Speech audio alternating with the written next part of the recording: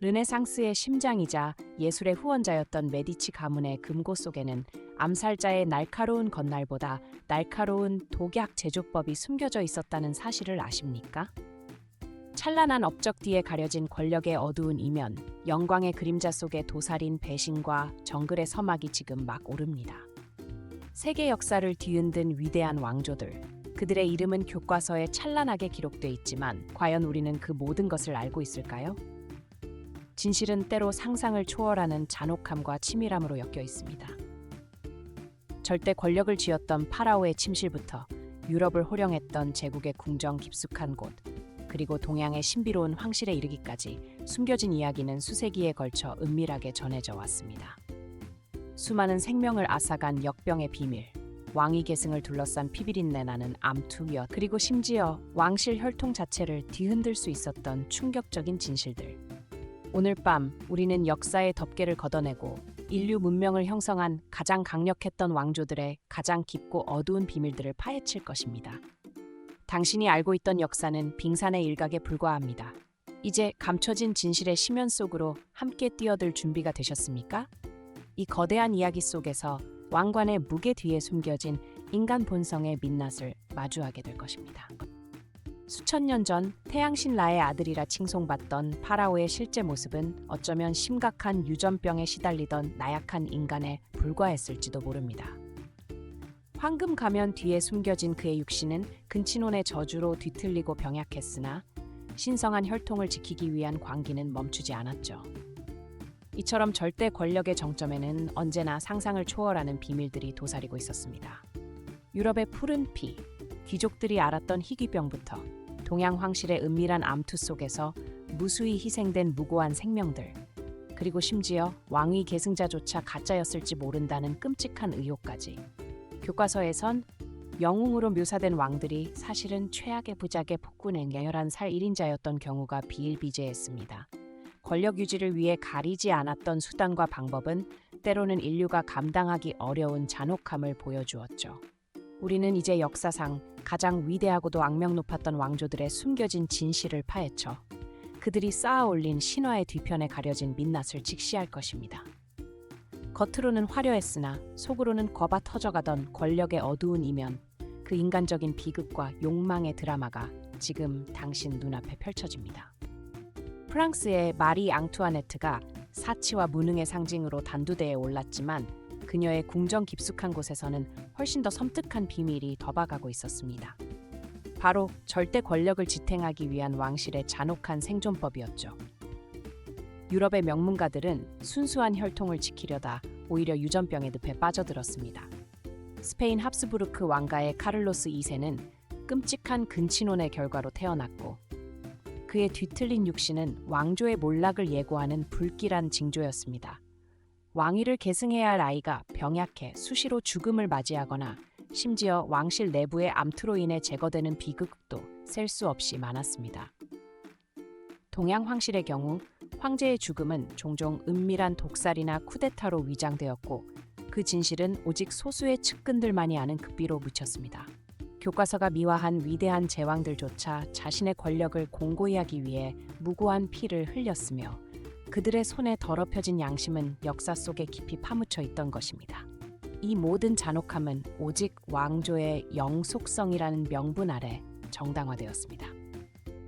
왕실의 고귀한 피를 보존하려던 잔혹한 집착은 때때로 태어난 지 얼마 안 된 핏덩이 아기의 목숨마저 위협했습니다.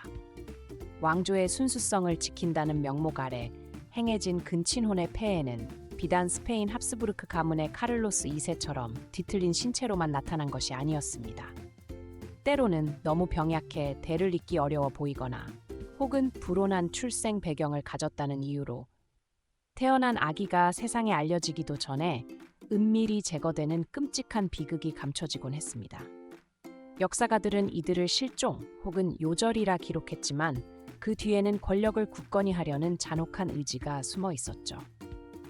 영국의 튜더 왕가에서는 왕권 강화를 위해 정적을 숙청하는 것은 물론 왕위 계승에 방해가 될 만한 어린 왕족들을 조용히 런던탑에 가두고 역사에서 지우는 빅이 반복되었습니다.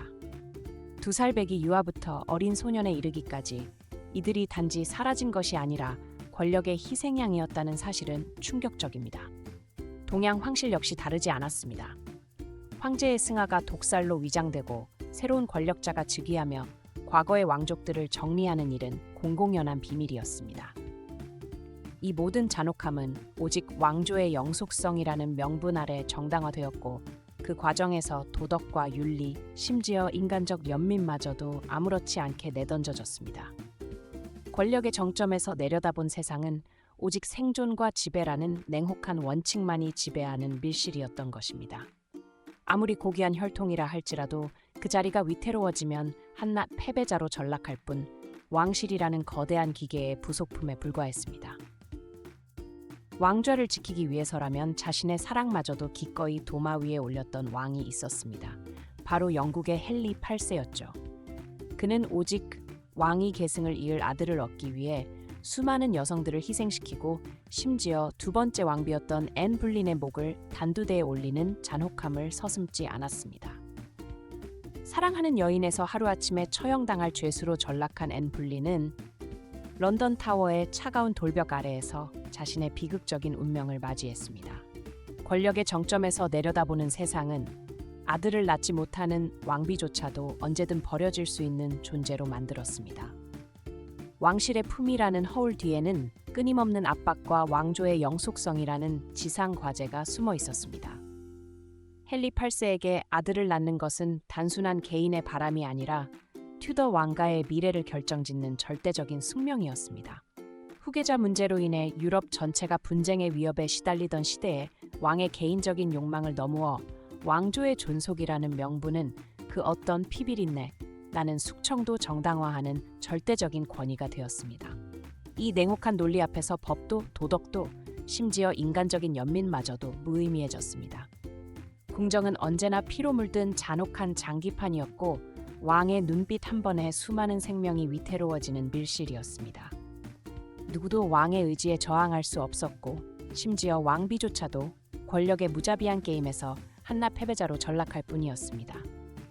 이 모든 것이 오직 왕좌를 위한 비극적인 드라마였습니다. 왕비 캐서린이 아들을 낳지 못하자 헨리 8세는 1500년 넘게 이어져 온 로마 가톨릭 교회와의 관계를 끊는 전대미문의 결정을 내렸습니다. 교황 클레멘스 7세가 왕의 이혼을 불허하자 헨리는 자신의 개인적인 욕망을 왕조의 존속이라는 거대한 명분과 결합시켰고 감히 교황의 권위에 정면으로 도전했습니다. 이 대담한 행보는 유럽 전체를 뒤흔들었으며 영국 교회를 로마로부터 강제로 독립시키고 왕 스스로가 그 수장이 되는 역사적인 대격변을 초래했습니다. 이는 단순한 혼인 무효를 넘어선 권력의 재편이었고 수많은 피와 정글을 동반할 역사의 소용돌이를 예고했습니다. 헨리는 이로써 캐서린과의 결혼을 무효로 선언하고 오직 아들을 낳아줄 것이라 믿었던 앤 불린과의 재혼을 강행했습니다. 왕의 절대적인 의지 앞에서 오랜 전통, 종교적 교리, 그리고 국제적인 압력마저 무릎 꿇어야 했습니다. 대륙 전체가 영국 왕의 파격적인 행보에 경악했고 이는 종교 분쟁의 씨앗을 뿌리는 동시에 유럽 역사의 지도를 영원히 바꾸는 결과를 가져왔습니다. 왕의 침실에서 시작된 문제가 한 왕조를 넘어어 전 유럽의 운명을 송두리째 흔들어버린 것입니다. 헨리 8세가 온 유럽을 뒤흔들고 교황의 권위마저 짓밟아가며 강행한 앤 불린과의 결혼, 그 궁극적인 목적은 오직 하나, 왕조를 이을 남자 후계자였습니다. 하지만 운명은 가장 잔혹한 방식으로 왕을 비웃었습니다. 앤 불린이 왕에게 안겨준 것은 고대하던 왕자가 아닌 바로 공주 엘리자베스였습니다.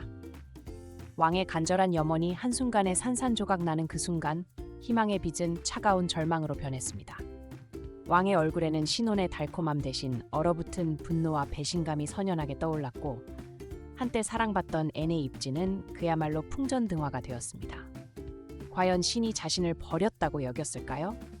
아니면 앤 불린이 왕조의 불운을 가져오는 불길한 존재라고 확신했을까요? 이 치명적인 운명의 장난은 왕의 침실을 넘어어 궁정 전체에 냉혹한 숙청의 그림자를 드리웠습니다. 한때 왕의 마음을 송두리째 사로잡았던 앤 불린은 이제 왕의 광적인 집착과 왕조의 절박한 생존 요구 앞에서 한없이 초라하고 연약한 존재로 전락했습니다. 왕의 눈빛은 이미 다음 대안, 다음 사냥감을 맹렬히 찾고 있었고 애는 자신이 그 처절한 희생양이 될 것임을 직감했습니다. 이 잔혹한 집착은 단순한 재혼을 너무어 한 여인의 파멸을 예고했고 나아가 영국 왕실 전체를 피비린내 나는 정글과 숙청의 소용돌이 속으로 몰아넣을 불길한 서막이었습니다. 왕의 광기는 이제 왕국 전체를 잔혹한 피바람 속으로 던져넣을 준비를 마친 것입니다. 헨리 8세의 광적인 집착은 결국 앤 불린의 목을 단두대에 세우는 잔혹한 결말을 맺었습니다. 이 피해 숙청은 단지 불륜이나 개인적인 비극을 너무어 왕조의 존속과 남성 후계자에 대한 맹목적인 갈망이 한 여인을 어떻게 파멸시킬 수 있는지를 적나라하게 보여주었습니다. 왕의 침실에서 시작된 이 비극은 수많은 신하와 무고한 생명들을 휩쓸며 영국 역사의 가장 어두운 장을 열었습니다. 겉으로 번지르르한 궁정의 화려함 뒤에는 이처럼 권력을 향한 핏빛 암투와 비극적인 희생이 언제나 도사리고 있었습니다. 세계 각지의 위대한 왕조들, 예를 들어 로마노프가의 끔찍한 몰락, 오스만 제국의 형제 살해 관습, 조선 왕실의 치명적인 당쟁 등 그 찬란한 역사 뒤편에는 언제나 인간의 탐욕과 욕망이 빚어낸 충격적인 비밀들이 숨쉬고 있었죠. 우리는 이 8편의 이야기들을 통해 왕관의 무게가 때로는 상상조차 할 수 없는 잔혹한 대가를 요구했음을 목격했습니다. 빛나는 보석 아래 숨겨진 피와 눈물, 그것이 바로 우리가 파헤친 왕조들의 진짜 얼굴이었습니다. 오늘 영상이 유익하셨다면 구독과 좋아요 부탁드립니다.